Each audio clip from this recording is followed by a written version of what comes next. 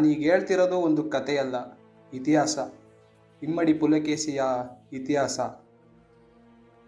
ಇಸ್ವಿ 1555 ಹಿಂದೆ ಬಾದಾಮಿ ರಾಜ್ಯದ ಮೂಡಿದ ಒಂದು ಕತೆ. ಒಬ್ಬ ರಾಜ ಸೋತಿದ್ದ. ಒಂದು ಸಾಮ್ರಾಜ್ಯ ಚೂರು ಚೂರಾಗಿತ್ತು.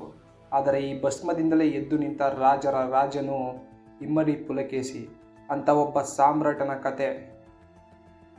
ಸಾಮ್ರಾಜ್ಯದ ಪತನ ಮತ್ತು ಉದಯದ ಸಂಖ್ಯೆ ಬಾದಾಮಿಯ ಚಾಳುಕ್ಯರ ಸಾಮ್ರಾಜ್ಯ ದಕ್ಷಿಣ ಭಾರತದ ಇತಿಹಾಸದ ಶಕ್ತಿ ಕೇಂದ್ರ ಆಗಿತ್ತು. ಪುಲಕೇಶಿ ಎಂಬ ಶೂರವೀರನು ಸಾಮ್ರಾಜ್ಯವನ್ನು ಆಳ್ತಿದ್ದ.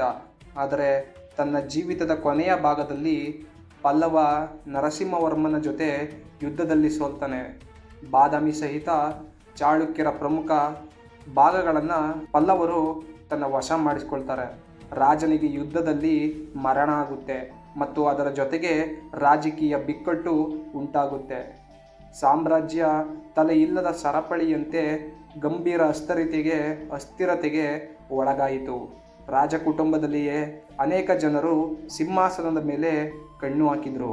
ಆದರೂ ಅಂದಿನ ಯುವರಾಜ ಇಮ್ಮಡಿ ಪುಲಕೇಶಿಗೆ ಮನಸ್ಸಿನಲ್ಲಿ ಏನು ನಡೆಯುತ್ತಿದೆ ಎನ್ನುವುದು ಯಾರಿಗೂ ಗೊತ್ತಿರಲ್ಲ. ತನ್ನ ತಂದೆಯ ಪರಾಭವ, ರಾಜ್ಯದ ಅವಮಾನ, ಕುಟುಂಬದ ಒಳ ಸಂಕಟ, ಈ ಎಲ್ಲವೂ ಅವನೊಳಗೆ ಒಂದು ಶಕ್ತಿಯ ರೂಪದಲ್ಲಿ ಜಾಗೃತಿಯಾಗುತ್ತದೆ. ಇಮ್ಮಡಿ ಪುಲಕೇಶಿಗೆ ತನ್ನ ಹೆಸರಿಗೆ ವಿಕ್ರಮಾದಿತ್ಯ ಎಂಬ ಬಿರುದು ಬಂದದ್ದು ಧೈರ್ಯದಿಂದ ಅಲ್ಲ, ಬುದ್ಧಿಯಿಂದ ಕೂಡಿದ ಧೈರ್ಯದ ಫಲ ಅದು. ರಾಜ ಮನೆತನದೊಳಗೆ ರಾಜಕೀಯ ಆಟಗಳನ್ನು ಆತ ಸಂಪೂರ್ಣವಾಗಿ ಅರ್ಥ ಮಾಡಿಕೊಂಡಿದ್ದ. ತನ್ನ ತಮ್ಮನ ವಿರೋಧದ ನಡುವೆಯೂ ಪ್ರಜೆಯ ಸಮರ್ಥನೆ, ಸೈನ್ಯದ ನಿಷ್ಠೆ ಹಾಗೂ ರಾಜಗುಣಗಳ ಆಧಾರದ ಮೇಲೆ ಅವನು ತನ್ನ ಸ್ಥಾನವನ್ನು ಸಾಧಿಸ್ತಾನೆ. ಇದರೊಂದಿಗೆ ಇಮ್ಮಡಿ ಪುಲಕೇಶಿ ಹೊಸ ಯುಗವನ್ನು ಆರಂಭಿಸ್ತಾನೆ. ಇದು ಕೇವಲ ರಾಜ್ಯದ ರಕ್ತವಲ್ಲ, ರಾಜಧರ್ಮದ ಪರಿಪಾಲಕನಾಗಿದ್ದ. ಇವನ ಕಾಲದಲ್ಲಿ ತಾನೇ ಸಾಧಿಸಲು ಬಯಸಿದ ಮಹತ್ವಾಕಾಂಕ್ಷೆಯ ಮೇಳವೇನೆಂದರೆ ತನ್ನ ತಂದೆಯ ಸೋಲಿಗೆ ಪ್ರತೀಕಾರ ತೀರಿಸಿಕೊಳ್ಳುವುದು. ಕಂಚೀಪುರ ಕಡೆಗೆ ದಾಳಿಯನ್ನು ಮಾಡ್ತಾನೆ. ಇಮ್ಮಡಿ ಪುಲಕೇಶಿಗೆ ಇದು ಕೇವಲ ರಾಜಕೀಯ ಘಟ್ಟ ಅಲ್ಲ, ಇದು ಒಂದು ಗೌರವದ ಯಾತ್ರೆಯಾಗಿತ್ತು. ತಂದೆ ಪುಲಕೇಶಿ ಪ್ರಥಮರನ್ನು ಕಂಚೀಪುರದ ಯುದ್ಧದಲ್ಲಿ ಸೋಲಿಸಿ ಅವಮಾನಪಡಿಸಿದರು.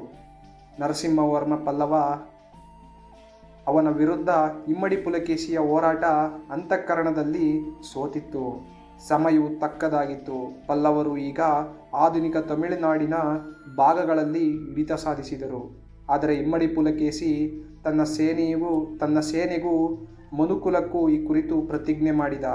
ಈ ಅವಮಾನ ತೊಳೆಯುತ್ತೇನೆ ಅಂತ ಪ್ರತಿಜ್ಞೆ ಮಾಡ್ತಾನೆ. ಯುದ್ಧ ನಡೆಯುತ್ತದೆ. ಎತ್ತರದ ಬೆಟ್ಟಗಳಲ್ಲಿ ಕದನವಾಯಿತು. ನದಿಯ ದಡದಲ್ಲಿ ಸೈನ್ಯಗಳು ಮುಖಾಮುಖಿಯಾದವು. ತಿಂಗಳುಗಳು ಕಳೆಯುವ ಈ ತೀವ್ರ ಯುದ್ಧದಲ್ಲಿ ಇಮ್ಮಡಿ ಪುಲಕೇಶಿ ತಂತ್ರಜ್ಞಾನ, ಸೇನಾಪತಿಯ ಶಕ್ತಿಯ ಮೂಲಕ ಪಲ್ಲವರನ್ನು ಸೋಲಿಸ್ತಾನೆ. ಕಂಚೀಪುರ ಮತ್ತೆ ಚಾಳುಕ್ಯರ ಧ್ವಜವನ್ನು ನೋಡಿತು. ಇಮ್ಮಡಿ ಪುಲಕೇಶಿ ಇತಿಹಾಸದಲ್ಲಿ ಸ್ಥಳ ದೊರೆತದ್ದು ಯುದ್ಧಗಳಿಂದ ಮಾತ್ರ ಅಲ್ಲ, ಅವನ ಚಾಳುಕ್ಯರ ಸಾಂಸ್ಕೃತಿಕ ಪುನರ್ಜೀವನದ ಸಾರಥಿಯಾಗ್ತಾನೆ. ಐಹೊಳೆ, ಪಟ್ಟದಕಲ್ಲು, ಬಾದಾಮಿ ಇವೆಲ್ಲ ಹೊಸ ಆಧುನಿಕ ಮಾದರಿಯ ದೇವಾಲಯಗಳಾಗಿ ಬದಲಾಯಿಸಿದ. ಶಿಲ್ಪಕಲೆ, ಶಾಸ್ತ್ರೀಯ ವಿದ್ಯೆ, ಧಾರ್ಮಿಕ ಸಹಿರಸ್ತು ಎಲ್ಲವನ್ನ ರೂಲ್ ಮಾಡ್ತಾನೆ. ವೈಷ್ಣವ, ಶೈವ, ಜೈನ ಎಲ್ಲವನ್ನ ಇವನ ಕೆಳಗನೆ ಇಟ್ಟುಕೊಳ್ತಾನೆ. ಬಾದಾಮಿ ಶಾಸನಗಳು ಈ ಕಾಲದ ವೈಭವವನ್ನು ವಿವರಿಸುತ್ತದೆ. ಇಮ್ಮಡಿ ಪುಲಕೇಶಿ ಕೇವಲ ರಾಜ ಅಲ್ಲ, ಸಂಸ್ಕೃತಿಯ ಶಿಲ್ಪಿಯೂ ಹೌದು. ಇವತ್ತು ನಾವು ನೋಡ್ತಿರೋ ರಾಜಕೀಯ ಗೊಂದಲ, ಸಂಘರ್ಷ, ಸಾಂಸ್ಕೃತಿಕ ಅಭಾವ, all remembered use the fast. ಇಮ್ಮಡಿ ಪುಲಕೇಶಿಯಂತಹ ನಾಯಕನಿಗೆ ಇವತ್ತಿನ ಸಮಾಜ ಅಗತ್ಯ ಇದೆ. ಯುದ್ಧ ವೀರರ ಧೈರ್ಯ, ಚಾಣಾಕ್ಷತನೆಯ ಬುದ್ಧಿ, ಧರ್ಮನಿಷ್ಠೆಯ ಪ್ರಜ್ಞೆ, ಸಂಸ್ಕೃತಿಯ ಮೌಲ್ಯ, ಈ ಎಲ್ಲದರ ಸಮತೋಲನ ಇಮ್ಮಡಿ ಪುಲಕೇಶಿಯಲ್ಲಿ ಇತ್ತು. ಅವನ ಆಡಳಿತ ಆದರ್ಶಗಳು ಇಂದು ಕೂಡ ಸ್ಫೂರ್ತಿದಾಯಕವಾಗಿದೆ. ಚಾಳುಕ್ಯರ ಚಿಹ್ನೆ ಇವನು ಪುನಃ ಬೆಳೆಸಿದ ಬೆಳಕು ಇತಿಹಾಸದ ಅವಿಭಾಜ್ಯ ಭಾಗವಾಗುತ್ತೆ. ನೋಡಿ ಫ್ರೆಂಡ್ಸ್, ಇಮ್ಮಡಿ ಪುಲಕೇಶಿಯ ಕತೆ ಕೇವಲ ಇತಿಹಾಸದ ಪುಟಗಳಲ್ಲಿ ಸಿಕ್ಕದಲ್ಲ, ಅದು ಪ್ರೇರಣೆಯ ಶಾಶ್ವತ ಜ್ಯೋತಿಯಾಗಿತ್ತು. ಇಂತಹ ನಾಯಕರು ನಮ್ಮ ದೇಶದ ಇಂದಿನ ನಿಜವಾದ ಹೀರೋಗಳು.